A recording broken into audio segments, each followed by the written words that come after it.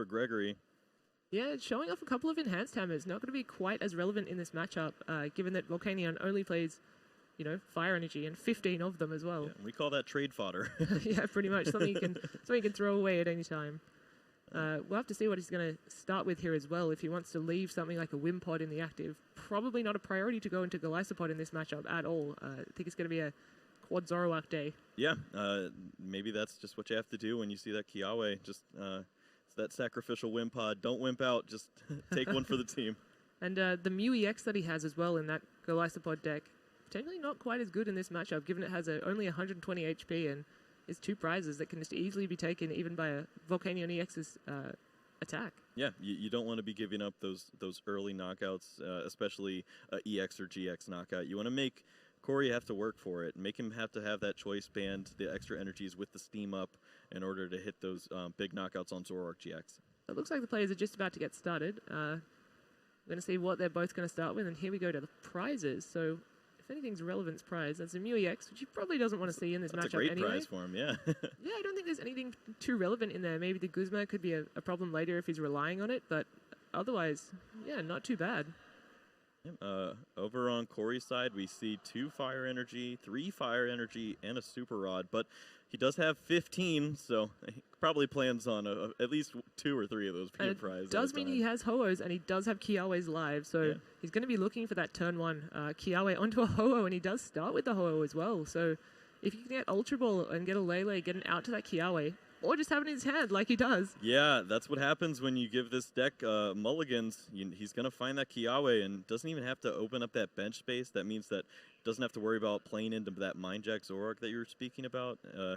And of course, these max elixirs, when you play 15 fire energy, you're probably going to find one off the top 6. It's something that, obviously the better players, they will play out their hand. They'll do everything they can do before they play that Kiawe, though. So he is accelerating energy onto the benched Volcanion, recognizing that it's good to have a secondary attacker, just in case some shenanigans come out and this Ho is put under a bit of pressure. That's right, and 6 energy coming down onto play in the opening turn. That's exactly what Corey wants. His hand, though, after this is a little awkward. I think I saw 3 Sycamores all paired up next to each other, so we could see him struggling to draw in the late game if he has to use one of those. Yeah, it happens more often than you think, where you just have 3 of your key supporters or 3 of the same supporters just all in the same hand, and you just have to say, yeah, I just have to get rid of them and start going and just doing what I can. Yeah, just hope that this board state will get you the rest of the way. And so far, it looks pretty intimidating. Honestly, if I'm Greg, I'm not excited to see this. So all these energy from Kiawe do actually have to go into one Pokemon. So you'd assume he's going to select the Ho-Oh and just put them all on there and say, Greg, it's your turn. What are you going to do? And what does Greg do? Yeah, I mean, this isn't something that you want to see. I know a lot of players, they will use their Tapu Lele if they feel pressured, getting energy drive down early and trying to get some pressure on that Ho-Oh. I don't know if Greg's going to have the resources to do that, though. It usually will take a Floatstone. I mean, we do see the Ultra Ball. We do see a DCE, so Tapu Koko option is live if he isn't going to go for that Bridget straight away. Right. Or if he is able to retreat that Zoroark into that Tapu Koko and apply a little bit of pressure. Don't see a choice band, so 40 damage isn't so great right now compared to the 100 you could be dealing. But yeah, so it looks like he's eyeing up that Tapu Koko. Yeah, he understands how important that is.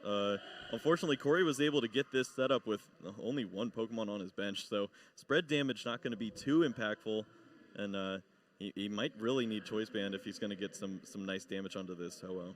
Yeah, I think a lot of people look at the Ho-Oh and just think of the attack that it can do with 180 damage, the Phoenix Burn, but it actually does have a first attack just for 3 energy that could deal 50 damage, and with a buff from Steam Up, that's 80. That's enough to knock out any basic Pokemon that people are typically playing at the moment, Zoroark or that Wimpod. Yeah, they can even definitely a Tapu Koko with another Steam Up. So nothing is safe from this Ho-Oh right now, and he doesn't even have to use his Phoenix Burn attack.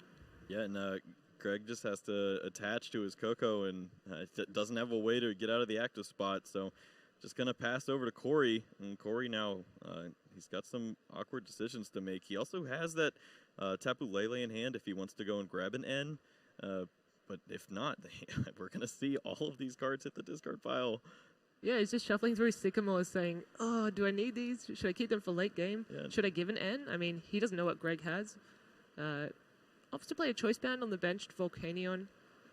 EX, probably preempting that later on maybe that's going to have to knock out a Zoroark GX. He shows off all his Sycamores as he Sycamores them away. That is one expensive hand that he just threw away. Hopefully it's something better. Maybe even a couple of Pokemon, maybe another Volcanion EX. Yeah, it looks like he was able to find that Volcanion EX along with a Turtonator. Max Elixir is going to be able to give him some extra energies onto the board, so really what he wanted to find there. Unfortunate that he had to give away all those Sycamores, but it paid off. And we talk about Ho-Oh GX as being the main attacker in this deck, but Turtonator is also quite good, not just for its Nitro Tank GX that can get all your energy back onto your Pokemon, but its Bright Flame attack deals 160 damage, and buffed with 2 Steam Up abilities. That's enough to knock out a Zoroark. Yeah, and I'm sure we'll see that come into play at some point. The one Volcanion and a Choice Band also able to do it, so plenty of ways for Corey to hit the numbers, and it looks like he's delegating his resources beautifully, even going to get that 30 damage extra onto the Ho, so he doesn't have to use that attack for 180, doesn't have to he doesn't have to worry, he can just use Sacred Fire. Yeah. Of course, the limitation with Phoenix Burn is that you can't use Phoenix Burn again that next turn. Right. A little different to Buzzwole GX, which when you use a large stack of Buzzwole, that Knuckle Impact, it actually can't attack at all next turn.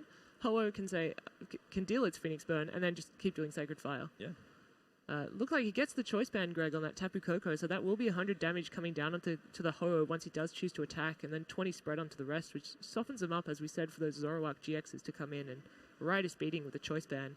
It's really the only way that Golisopod Zoroark can kind of get back in this match, I think. Yeah, I think Greg was very fortunate that his Tapu Koko didn't fall in the previous turn, and we saw that Corey, he played down a few extra Pokemon, so now this spread damage does become pretty relevant. The Choice Band was a fantastic draw, enables 100 damage to come down onto this Ho-Oh, so we can really start seeing all that damage add up, but really just depends on now if Greg can find himself some Zoroarks.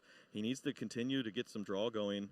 Yeah, it doesn't really look like he's found any way to get them. I mean, the Puzzle of Time could get him the Ultra Ball in the discard pile, but you're not really wanting to play Puzzle of Time this early on in the game and for something as menial as just an Ultra Ball, really. Yeah, I mean, those Puzzle of Time, that's how you get back your Tapu Koko and that Choice Band. If you wanted to have an answer to this Ho-Oh, that's inevitably going to knock out your Tapu Koko. So a little bit awkward for him, but he's going to have to do it. Just needs to get some draw power going. He's got to take 2 cards. You can't just take the Ultra Ball. So I'll take this and something I can throw away with Ultra Ball. Yeah, definitely.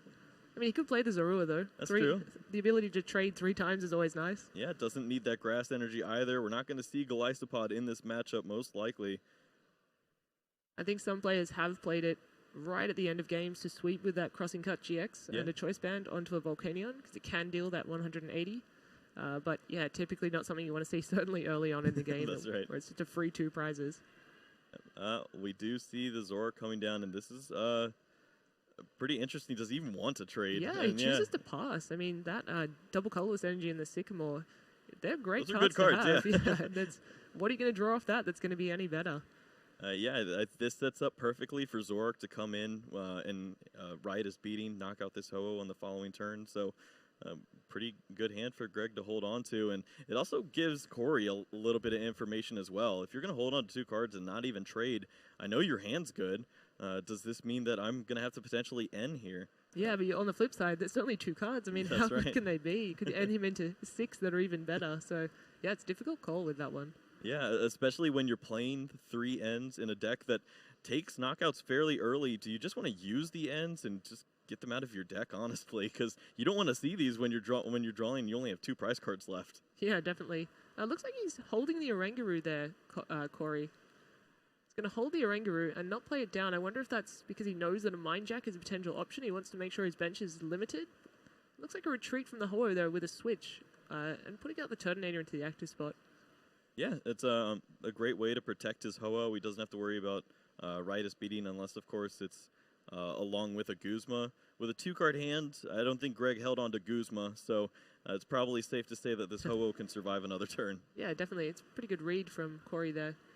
And I'm assuming he'll be using the Bright Flame to knock out the Tapu Koko and saying to Greg, come back with me, attack me with that Riotous Beating, and don't knock me out. He'll definitely take a turn off in order to knock out a Tapu Koko.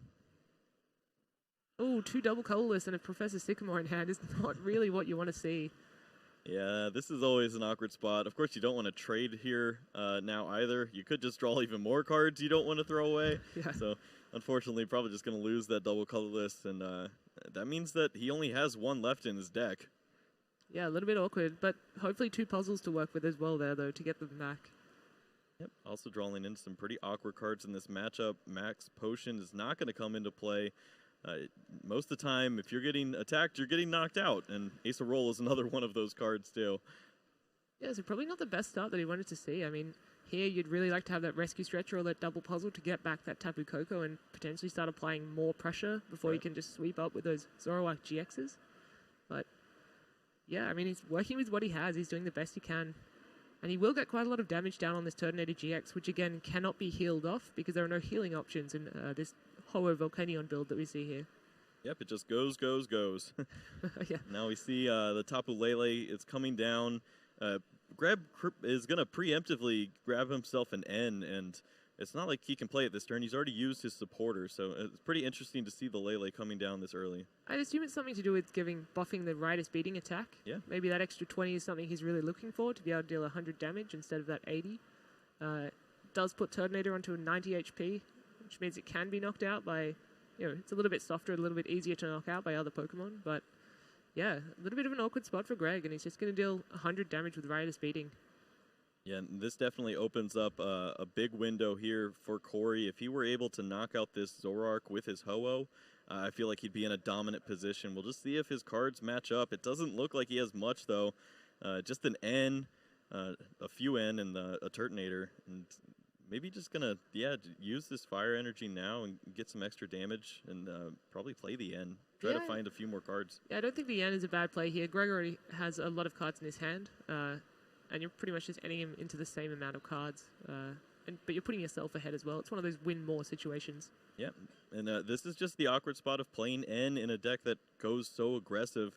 He's only going to get himself 4 cards, and he's trying to keep his foot on the gas, but I don't know if 4 cards is going to get you there. Yeah, I mean, out of those 4 cards, though, he's definitely looking for a switch or even a Floatstone to get that Turtonator out of the active spot and KO that Zoroark GX. And look at that, right on cue, the Floatstone comes down, and that means that Ho is going to have a knockout here, potentially. Another energy on the Turtonator, probably preparing it for a Bright Flame. I doubt we'll see a Shell Trap out of it, although that is quite a good play against different decks. Yeah, especially against a bunch of Golisopod variants. When you Shell Trap into them, it's really awkward for them to first impression. Yeah. And that is a knockout with that 1 Steam Up, 210 damage, right onto that Zoroark GX, and then Corey will go down to 2 prizes. Greg, unfortunately for him, still on 6. Yeah, and just look at the way that this board is set up for Corey. All he really needs is energy and Guzma, at least 1 Steam Up, and he can just take out one of these Tapu Lele GX, and that's going to be the game. Yeah, and that's the power of, I guess, turn 1 Kiawe right there. If you can't respond to it straight away with that Tapu Koko, what can you do as a Golisopod Zoroark player? You have no real options to one-hit KO back. Golisopod likes to be one of those 2-hit decks with that durability, but when you're weak to fire, you can't really afford to be a 2-hit deck against, Volcanion. That's right. And we do see a Wimpod coming down now. As you were talking about earlier, this means that he could potentially set up for a crossing cut, but I don't know if you want to do that if you see all these fire energies that can immediately knock you right back out, but also could potentially buff up this Riotous Beating as well. Yeah, it's certainly a way you want to end a game against Volcanion, not a way you want to start it, unfortunately. If Greg, though, is able to find a double colorless energy this turn, although he may only have 1 left, he will be able to get a knockout on that Ho-Oh GX and, maybe limit Corey a little bit, but I feel like Corey's found so much momentum so far, so many energy on the board. That Turtonator's ready to come in, just needs 1 energy, it can deal 160. Couple of Steam Ups, and that's enough to just knock out a clean Zoroark GX. Yeah, and this N would be pretty great for Greg. He's able to get Corey down to 2 cards, but of course Corey does have that Oranguru sitting on the bench. That means that he can probably fill his hand right back up to the cards that he needs. A lot of his cards are playable as soon as he sees them with max elixirs and a bunch of tools and energy cards. If he draws extra energy cards, he can just use his Steam Up, so many cards are live when he draws such a low hand off N. Yeah, he probably look at the hand he has. He has Fire Energy Guzma. Yeah. That is exactly what you want to see if you're just trying to target down a Tapu Lele to finish this game. As a Mind Jack comes out, that Zoroark able to be just switching itself into the active with its stand-in ability. It's quite nice. It means you don't need the Float Stone to be able to retreat. Right. But yeah, Corey preemptively putting into the active spot a Pokemon he perhaps isn't going to be attacking with, just so he can Guzma and get out the attacking Pokemon. Yeah, we might even see him use this Tapu Lele and grab nothing just to thin his hand out a little bit. He could play an energy down onto his Turtonator or use Steam Up. I assume you would play it first so that you could draw a Choice Band. That would be another live draw. Use the Guzma, and then you just draw 3 cards, and there's so many cards that can finish the game out for you at that point. Any energy or Choice Band would be game. Yeah, it doesn't sound so great when you say he can fill his hand to 3 cards, but you know, you don't really need that many pieces. Big old hand of 3. Yeah, when you're just searching for Fire Energy or Choice Band, you know, that's just 1 card, and you can get there with 3, especially when you've, I mean, pardon the pun, but burnt through your deck already, and you have such a small deck size.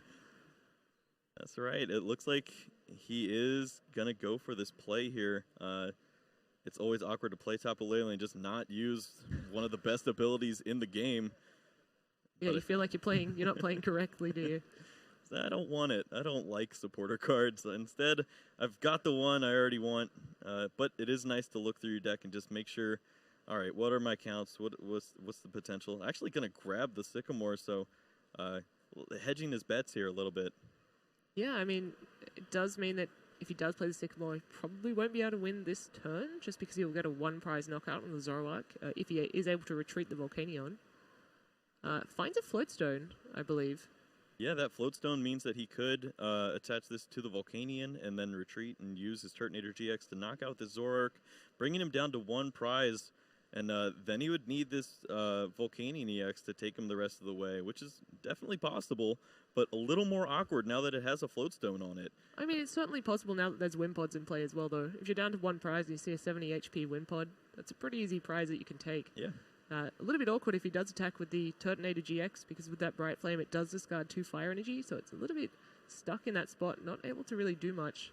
But if he's not having pressure applied to him, he can always Nitro Tank GX. That's true. Yeah, he could get all those energies right back into play. And look at that hand. He's got so many Guzmas. He's definitely ready to end a game next turn. Just now it's up to Greg now to end him right back. Yeah, it doesn't look like he has that immediate option. I don't see an N in his hand. I see a few, unfortunately, enhanced hammers. Maybe a Zoroark GX. An Evo Soda. Ultra Ball could get him Lele. But yeah, either way, it's a bit awkward. Anything he sends out is potentially prone to just being knocked out. Right, and I think Greg understands this. He doesn't know what exactly to do here. He does draw another Guzma. It's kind of an awkward draw. Already has one, and he really needs to limit what Corey has at this point. It's not what Greg's doing. It's what Corey is not doing. Yeah, exactly. I mean, yes, Corey has played quite a few Floatstones already, so there is the potential for that. There used to be the potential to play things like a catcher effect and stall things in the active spot while you yourself were able to get set up. But now that we have decks that run so many Guzma, I mean, this, Turbo Kiawe deck runs so many Guzma as well that you can't really stall anything in the active. It can just switch out with a supporter. Right, and that engine really is all on the Oranguru. If you can just keep drawing, you're going to find those supporter cards, especially when your deck is built to just burn through. He look at his discard pile as he sifts through it. He's probably already played 30 cards. Yeah, not many left to draw. He's probably maximized it so that they are the cards he wants to draw as well. Right. We just see a Golisopod GX come down. I'm not sure what he's aiming for here, potentially a first impression or just getting cards out of his deck. Either way, if that Wimpod goes down, the game is ended, so it doesn't matter if it's a Golisopod GX that goes down instead. Yeah, when there's 1 prize left, and just do whatever you have to do. Yeah, certainly. I think he's running out of energy a little bit here. That's the issue. We saw quite a few hit the discard pile just from Pokemon being knocked out, but also that awkward Sycamore discard that he had to sort of choose, do I trade here, do I Sycamore, and he just had to get rid of a double colorless energy. Yeah, and we see him find grass energy, but I believe you're right. I think he only has 1 double colorless energy left in his deck, and it's going to be awkward to find that when you only have 1 trade available to you, and he just used it to find that grass. Yeah, I guess with Golisopod Zoroark, you're so used to having that turn 1 Bridget into so many different Pokemon, but when you don't have Golisopod as an option, it's just really awkward. Yep. It looks like we're just going to see Greg play this Guzma, and that means that he's not going to get any cards out of Corey's hand And I think Corey's holding the game. He's got a bunch of Guzma and, of course, an energy card. So which is enough be able to just bring it out. Yeah. Yeah. Shows them both straight away and says, let's go on to game 2. I'll take that win pod. So I wonder how this game 2 is going to be different, given that Volcanion is not going to be going first. Right. It means that Golisopod Zoroark, Greg, he gets one turn to set up before that Kiawe Ho-Oh comes down. Right. So what do you think he's looking to do? Well, there's a lot of attackers that he can use on the second turn, which I think would be great for him. Greg, that is. He could use the Tapu Koko, and if he has a choice band, he's doing 100 into those Ho-Ohs. Also, just Tapu Lele's Energy Drive or a Riotous Beating, just something to put a little bit of pressure on that Ho-Oh, and don't let it dictate how this game is going to play. You can't let him get 2 or 3 hits with that Ho-Oh. Just try to limit it to 1. Yeah, it's certainly scary when you're as a Volcanion player going second and you Kiawe, and you have this little Tapu Koko that's just saying, I can deal 100 damage straight back to you. Right. And you're going to have to use one of your large attacks like, what was it, Sacred Fire, his first attack, with a couple of steam ups to be able to knock me out, or Phoenix Burn for 160. Right, and all just for 1 prize. It doesn't seem worth it, but that's what you have to do in this matchup. Little Tapu Koko promo, it puts in a lot of work. Yeah, it's the ultimate tech card. I don't know why everyone isn't playing it. But yeah, we're going to have to see if Greg... I mean, he avoided playing the Wimpods that game. I think that's probably a smart choice, just because they're so easy to knock out. But to see if he maybe changes his strategy a little bit, knowing how much pressure this Volcanion deck can put on so quickly. Or should I say Turbo Ho-Oh, Turbo Kiawe deck? Whatever this concoction is from Corey. One card we don't typically see in a lot of lists that is in this Turbo Kiawe deck is that Nest Ball. Right. And I guess you can play it when you're in a deck that's all basics and you're happy for them to hit the field just whenever. Yeah, I mean, when you're playing a deck that doesn't have cards like Bridget, you have to find a way to search out those Pokemon, especially if you start a Pokemon you don't want to Kiawe to, like I believe Corey is about to with his Tapu Lele. You could use that Nest Ball to go and find a Pokemon like Ho-Oh and then use that Kiawe and not put 4 energies onto a energy drive. So prize card now, 2 Guzma. It's not great. Not terrible, but not fantastic. 2 Guzma as well on Volcanion side. 2 Guzmas would be bad. That's all right. They're evening it out with their prize cards. Yeah, fortunately for Corey, when you have those Guzmas in the prize cards, you're taking prizes fairly early, and Guzma is the card you want to see in the middle to late stages. So it looks like they're going to line up pretty perfectly with the way that he takes knockouts. I mean, I just noticed while... Oh, no. Oh, that's not the opening supporter you're looking for. It's Greg. I was going to say, I saw his basics, and in his hand he was thinking about starting with Wimpod, not benching Wimpod. He's having quite a tough decision, and that comes down to the fact that his hand just really isn't great. Yeah, of course, if you are going to bench Wimpod, you might as well start it. You could use Wimp out and just hide. But yeah, we see the Mallow, and that's not a card that you want to start with. It's very slow to just put cards on the top of your deck and hope that you don't get end, but I mean, if you're using Mallow this early, you probably do want to get end. Yeah, so might as well put it on top. But I'm pretty sure Corey has one strategy here from his game, and it's not end first turn, it's Kiawe first turn. That's so right. I doubt we'll be seeing that end come out. But yeah, I mean, if this is his first turn, he can just get down 1 Zorua, 1 Wimpod. As Corey, you're probably looking to knock out that Zorua. Yeah, and that's going to be pretty difficult on the first turn. You don't have any way to get too many energies onto the board unless, of course, you're using Max Elixir, and you'd have to find an interesting target for that card. You'd have to maybe even use Energy Drive and put a few energies down, but no energy on the Zorua, so he'd have to find 3 energies, and that's a lot of Max Elixirs. Yeah, for sure. Especially when you start in your hand with 3, although I guess it does run 15 fire energy. Right. Maybe one of those times when that baby Volcanion is quite a good play. You can often just go be in the active spot, 1 energy attached, a few steam ups, and then you're knocking out basics. But evidently, this whole GX deck is working pretty well, given that we're into the top 32 players. That's right. He just wants the Kiawe every time. Doesn't have time to knock out little Zoruas. He's aiming for the big boys, those big Zorg GXs. And I wonder if he's thinking here, if he was going to go into Lele and just Kiawe the Lele and just apply pressure that way. But then he wouldn't be able to attack this turn. Yeah, and it looks like Corey is eyeing up that Turtonator GX. Yeah, start putting some energy on there. I don't know that his hand is amazing at this point.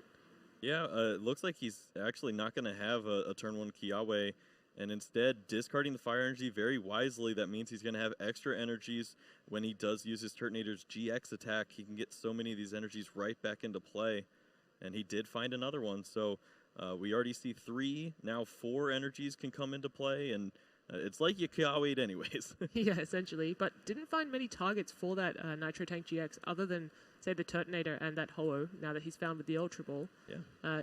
Can he get away with just having 2 Pokemon that are loaded up in this matchup? I think he can. There's no real punish over from Greg's side. He has energy drives and he has riotous beatings. And if you're playing less Pokemon, that means Tapu Koko isn't as impactful, and it means you can't be surprised by a Mind Jack. So if he just tanks these up and then find some mid-game Guzmas, I think we might see a lot more of what happened in the opening game. Yeah, definitely. And isn't it bizarre to see a deck that's already maybe thrown away 7 energy and still hits a max elixir? Yeah, he feels comfortable throwing away all those energies. He doesn't need them.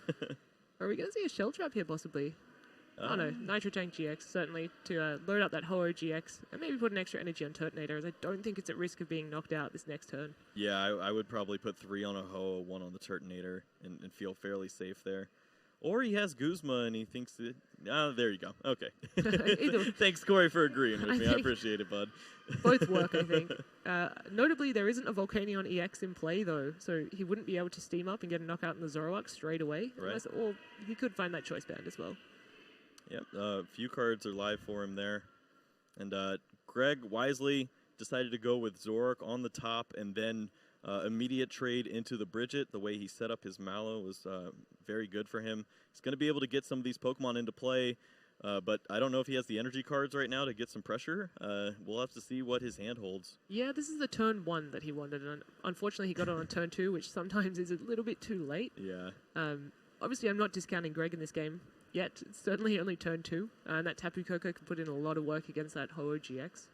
But, yeah, probably Bridget on turn 1 is a little bit what you wanted to see. Right, and well, we do see double colorless energy and a choice band, so that's pretty good. He's going to be able to do 130 damage, potentially 150 if he has another Pokemon. I don't think he has one, though. Yeah, he's thinking about the Field Blower, I think, but decides that maybe the Float Zone isn't the best target to sort of waste that Field Blower on. Yeah, I'm sure if he does see a card like choice band, he would like to remove that as well. So saving that Field Blower to remove 2 tools rather than just the 1. Yeah, maximize your use of it, definitely. Corey now, thinking about... Yeah, it looks like he was almost considering throwing away that choice band. Yeah. I would use that. Oh, no. I was rooting for you, and then you did that. Come on. That's the Sycamore, the no-hand Sycamore high 5. I thought it was gone. It's not. And wow, he found the perfect card. He found that switch. It's amongst all those other beautifully golden cards hiding.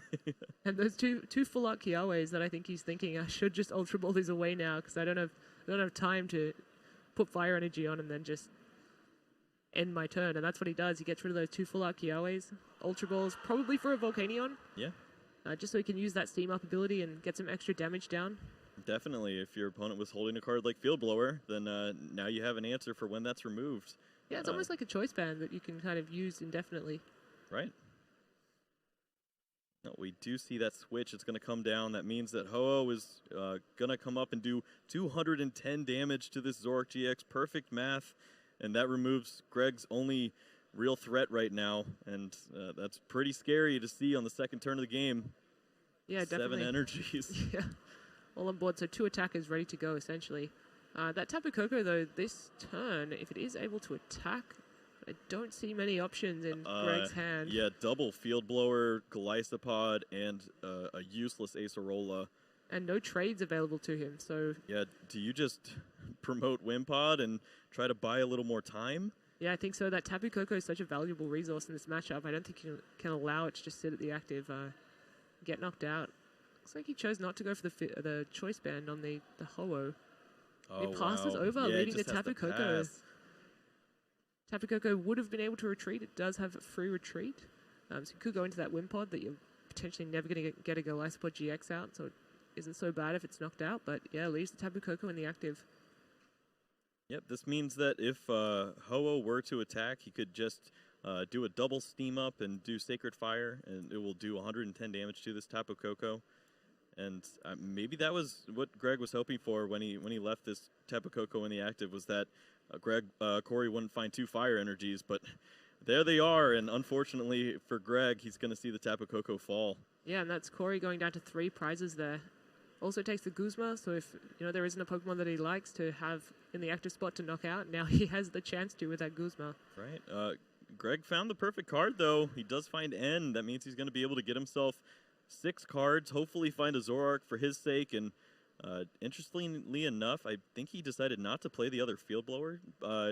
Removing that choice band would have probably been pretty impactful. He's probably thinking that maybe a Floatstone coming down could be even better. Yeah. On that Ho-Oh, getting into the Turtonator GX or getting into another Pokemon that can attack with a high amount of damage after a Phoenix Burn. But yeah, either way, it could be a card that he sees again with this N and then thinks, I could have drawn something else. Exactly. If that card was a Zoroark, perhaps, then oh, well, look at that. He found a bunch of Zoroarks, so that works out pretty well for him. And a nice rescue stretcher as well that will get back that Tapu Koko. Right. Looks like the one piece of the puzzle that's missing is no energy cards, so definitely going to have to start to trade into those if he does want to have any chance in this game. And Hand Hammer is not a card you want to see right now. And yeah, it looks like Rescue Stretcher. I don't know what else he really has in his discard pile. We've seen a lot of basics fall, but that one big Zoroark did fall, so I guess he could continue this trades. Yeah, and hope to find those energies, or maybe another Puzzle of Time for the puzzle that he already has in his hand to get back that DCE, double colorless energy as well. Yep. But yeah, it's a bit, chooses to use the Puzzle of Time instead. Seize a Puzzle of Time. Yeah, well, it was the 3rd one, so he wouldn't have seen it on the trade, so I guess that makes you feel a little bit better. But it's still sad to see. So with this Rescue Stretcher, what does he grab back? Just a Zorua? Yeah, I guess he does. He has the other Zoroark in hand, so he can try to trade into it. This also sets up for if Corey just plays too many Pokemon down, Mind Jack Zoroark can sneak through and take some big knockouts. Yeah, probably the reason that, again, he didn't play down that Zoroark GX straight away. If one of these Zoruas is going down, he wants the option to be able to choose that Mind Jack or that Zoroark GX. Yeah. Also, evolving into Zoroark GX there in the active spot would have meant that Ho's going to get 2 more prize cards, and I don't think you can give Corey that many prizes. Yeah, it might be a little bit too far ahead at that point. That Enhanced Hammer, probably in this one matchup, regretting having it in your deck. Yeah. It's certainly something you want to be trading away at any opportunity. Well, a very simple turn for Corey. Just going to take the knockout here on the Zorua. And now we're going to see the Zoroark start to come down into play. Does not opt to go with that Mind Jack Zoroark. Needs to draw a few more cards, and I guess the bench size isn't enough for Greg's liking, and that's a well-timed end, though. Yeah, decides to end, doesn't decide to trade away the Enhanced Hammer. What do you think about the order of operations of using the trade ability and playing N? Yeah, generally when you're playing N, I like to use the N first before you do your trades. This means that at the end or in the middle of your turn, you're looking at the most potential cards, which means you can make the best decision for yourself in that spot.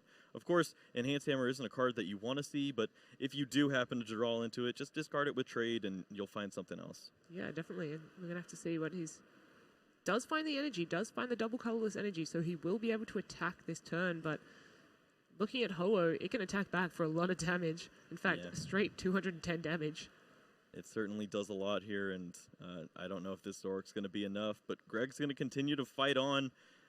He does 90 damage right now, which I don't see Zoroark do too often. Generally, there's a lot more Pokemon in play. Typically, when you're declaring Rider Speeding. Oh, and look at that. Guzma, that's going to just be the game. He can retreat his Turtonator and knock out that Zoroark GX with his Ho-Oh. A quick match for Corey, and he has to be feeling great here. This opening day for him, day 2, he has already won his first 3 matches. Yeah, he was 28th seed going into today, and he's looking to make top 8. And what does he need now? Maybe 2 ties or a couple more maybe 1 more win and a tie, and he'll see that top 8, and he will represent Volcanion as we want. I think a lot of players were